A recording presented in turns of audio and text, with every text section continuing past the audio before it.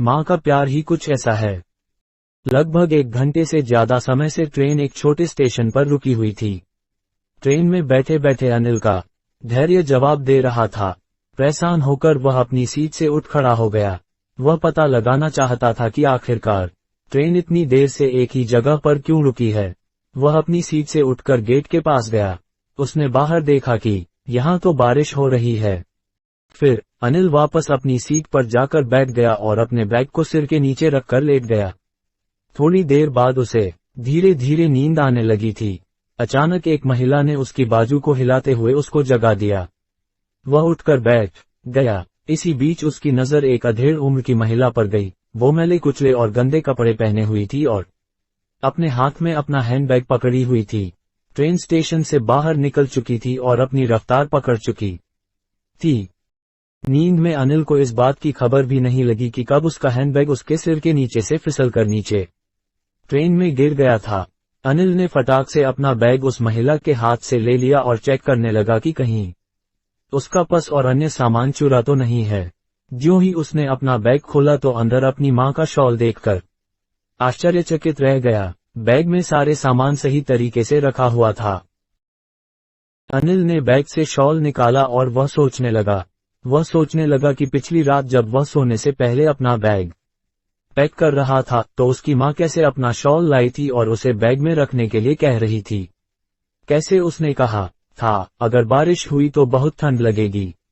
उसे अच्छी तरह मालूम है कि कैसे वो मां से नाराज हुआ था और गुस्से में शॉल को बैग से बाहर निकाल कर रख दिया था, मगर यह शॉल अभी भी उसके बैग में था। वह मन ही मन सोचने लगा, शायद मां ने मेरे सो जाने के बाद इसे वापस रख दिया होगा। कुछ वक्त बाद जब आदित्य पानी लेने उठा तो उसने देखा कि उसका शरीर तो बुखार से गर्म हो रखा है। खुद को असहाय महसूस करते हुए उसने तुरंत अपनी मां को कॉल किया और बोला, मां, कल रात तुम मुझे कुछ मेडिसिन का पैकेट दे रही थी। इससे पहले कि अनिल अपनी बात पूरी कर पाता, उसकी मां बोल, बेटा, तुम्हारे सिर में दर्द है क्या? अनिल कतई जाहिर नहीं करना चाहता था कि उसके बुखार के बारे में उसकी मां को पता चले और वह परेशान हो, इसलिए उसने कह दिया, हाँ मां। उसकी मां बोली, मैंने तुम्हारे हैंडबैग की सामने वाली जेब में दवा का पैकेट रखा है, तुम उसमें से निकालकर सिरदर्द की एक गोली ले लो। और हाँ, मैंने पैकेट में बुखार की दवा भी रख दी है, शायद कुछ खा लो। सुनो, मैंने तुम्हारे बैग में एक सैंडविच पैकेट भी रख दिया है।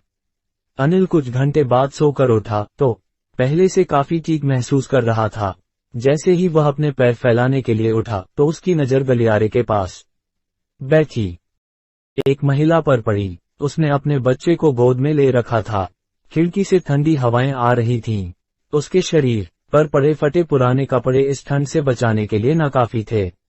अनिल ने गौर से देखा तो पाया कि अरे, ये तो वही महिला है जिसने उसे पहले जगाया था और उसका बैग लौटाया था।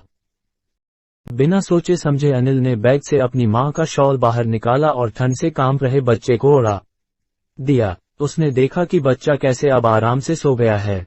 अनिल सोचने लगा, वह एक नहीं बल्कि 2 माताओं के प्यार और स्नेह की चादर से लिपटा हुआ था।